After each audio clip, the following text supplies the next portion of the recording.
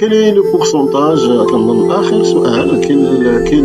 quel pourcentage présente la partie colorée dans chaque figure? Il y a une figure, voilà, donc dans ce figure, il y a 100 carrés et on a coloré 50 carrés. Donc on a 50% dans ce figure. Celui-là, donc on a 30 carrés colorés sur 100, donc on dit 30%. Ici, on a 25 carrés colorés, on dit 25%. Donc, et comme ça, on a terminé la leçon et la correction de la deuxième partie de cette leçon qui est la vitesse moyenne et les distances et les temps. Et à la prochaine leçon, Inch'Allah. Assalamu alaikum wa rahmatullahi ta'ala wa barakatuh. سؤال رقم 5. Alors, on a ici les deux figures sont symétriques par rapport à la droite D. Alors, la première figure A et la figure 2 sont symétriques par rapport à l'axe axial ou bien l'axe symétrique D. Alors, j'écris la mesure de l'angle E. Alors, la mesure de l'angle E, le voilà. Et du segment BC et du segment, la mesure du segment BC, sans utiliser les instruments géométriques, et je justifie. Alors كان داز معنا هاد التمرين ولكن باللغه الفرنسيه باللغه العربيه في الصفحه 90 كنظن، وهنا عطاونا هاد التمرين هذا باللغه الفرنسيه باش يمهدوا بعض التلاميذ اللي غيدوزوا مسار دولي غيقراو الرياضيات بالفرنسيه.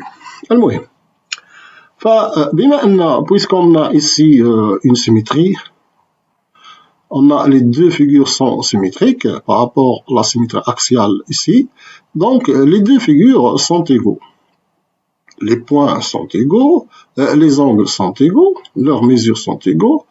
Le segment AB est égal à FG, le segment AD est égal à GH, le segment BC est égal à EF, le segment EH est égal à DC.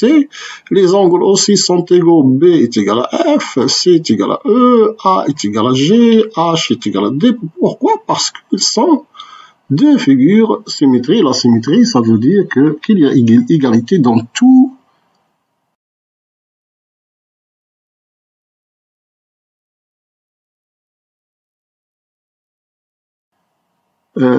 Tous les constituants et tous les éléments des deux figures. Bien, donc si je justifie par la symétrie.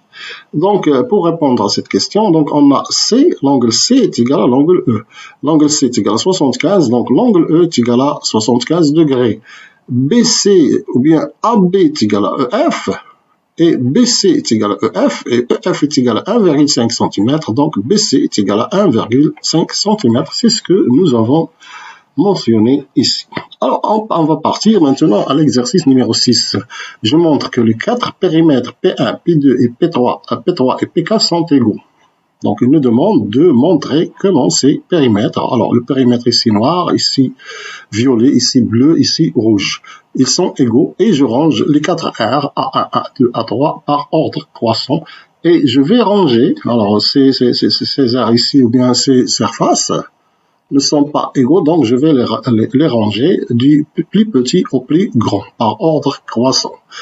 Donc, on va voir maintenant l'égalité des périmètres.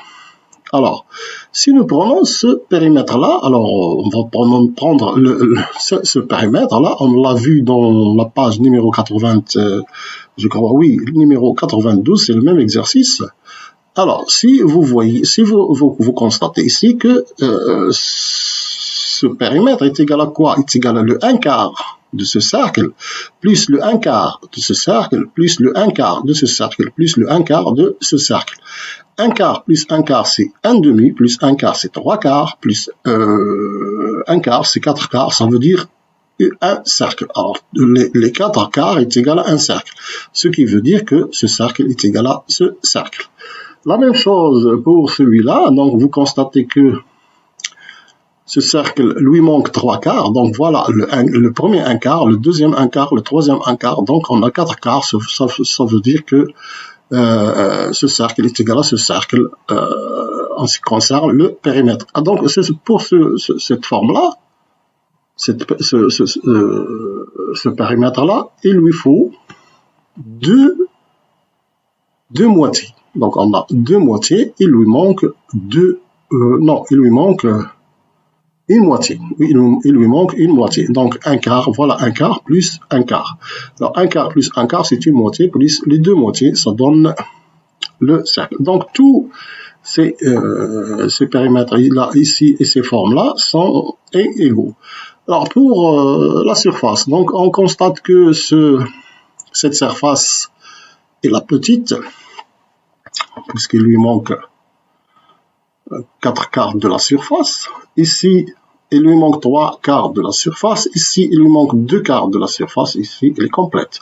Donc, l'aire a cette forme-là, elle est la plus petite, suivie par A4, suivie par A3, suivie par A1. Donc, A2, suivi par A4, suivi par A3, suivi par A1. Ainsi, on a terminé cette leçon de révision. إذا انتهينا الآن من شرح هذا الدرس ديال المراجعة فيما يخص المساحة ديال الدائرة ديال القرص ومحيط الدائرة كما تلاحظون. وهناك مجموعة من التمارين قد تم إعادة صياغتها، خاصة هذا التمرين إعادة صياغته باللغة الفرنسية بعد أن قمنا بإيجاد حله بالعربية، ونفس الشيء بالنسبة لهذا التمرين. بهذا نترككم وإلى اللقاء إن شاء الله في تصحيح الدرس القادم والصفحة رقم 94.